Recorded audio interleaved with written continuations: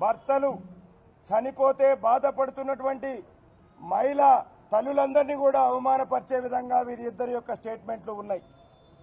నేను వీరిద్దరిని అడుగుతున్నా, ఈ స్టేట్మెంట్ ఇచ్చే నాయకుల్ని, రేపు మీరు చనిపోతే మీ భార్యలు ఏడవరా అని వీళ్ళిద్దరిని సూటిగా ప్రశ్నిస్తా ఉన్నాను.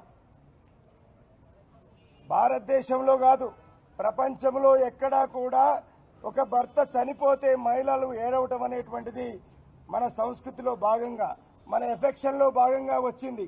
ఇంత దిగజారి నికృష్టంగా మాట్లాడినటువంటి మంత్రులు ఈ రాష్ట్రంలో ఉండటం అనేది తెలంగాణకు సిగ్గుచేటు. ఎందుకంటే వీళ్ళ స్టేట్మెంట్లు,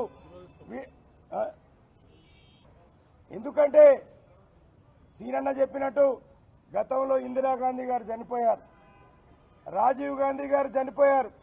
ఎవరు కూడా ఇలాంటి దగుల్బాజీ స్టేట్మెంట్లు ఇవ్వలే.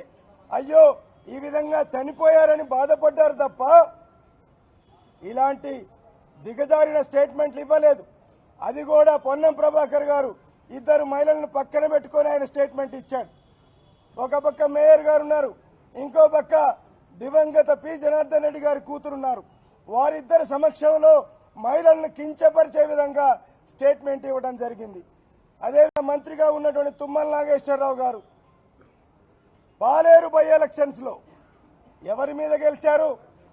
ఆ రోజు అనారోగ్యంతోనూ చనిపోయినటువంటి రామిరెడ్డి వెంకటరెడ్డి గారి భార్య శ్రీమతి సునీతమ్మ గారి మీద ఆ రోజు ఆయన గెలవటం జరిగింది. మరి రామిరెడ్డి వెంకటరెడ్డి గారు చనిపోయకుండా ఉన్నట్టయితే ఆయన ఆ రోజు గెలిచేవారా?